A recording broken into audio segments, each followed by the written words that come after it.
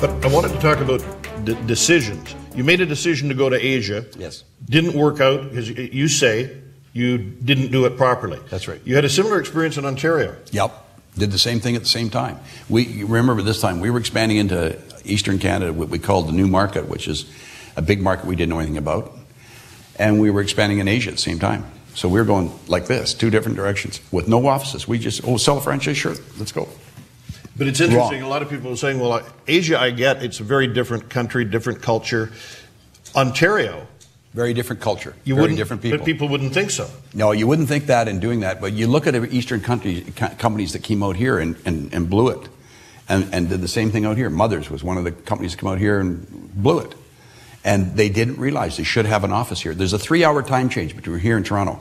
I would get up in the morning in Toronto and phone George, and I can't figure out why they're not answering the phone. It's 9 o'clock. Well, it's 6 in the morning here. So when I'd wait till they got to work, I was going to lunch.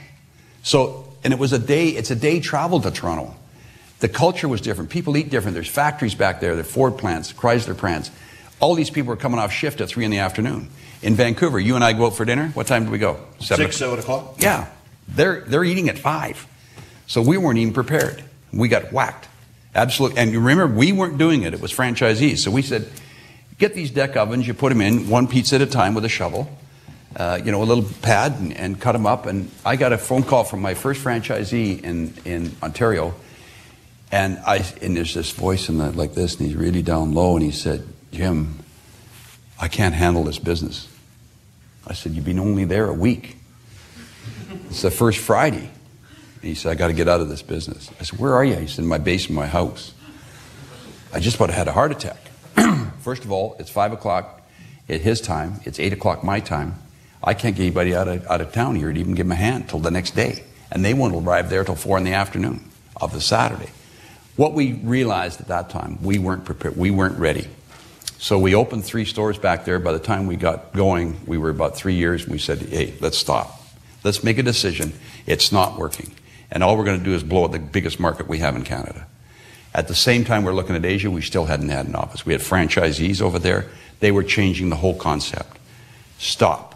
Let's shut it down. So we took the whole 93 to 95 to regroup and do the Western Canada side really, really well. The next time, and I said, when we left there, the bank actually, with the bank I was dealing with at the time, said, you take your little stores and your nice little business, go back to Western Canada. You're a nice little Western Canadian company. Well, I grew up where nobody kicks my ass out of town. And I thought, okay, I'm going back, and I was seething the whole way back to Vancouver. I got off the plane, I said, George, we're going back, and the next time we're going to be ready.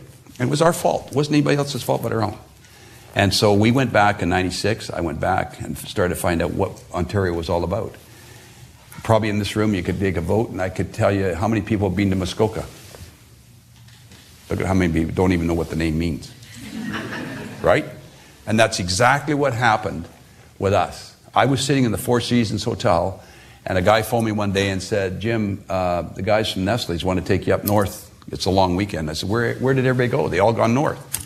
Well, if anybody's lived back there, the 400 going north is probably the biggest bumper-to-bumper traffic you've ever seen in your life.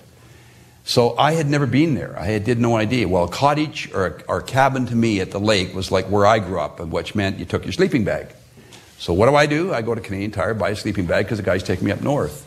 He drives through the trees. I get out of this thing, I walk out, and oh my God, he's got a house bigger than my house in Tawasin.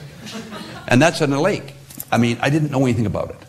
So that's what you got to know. You got to know your customer and know your market. And we didn't. And we did the same thing in Asia. CKNW's CEO Series for SFU's Beatty School of Business, home to Canada's first executive MBA.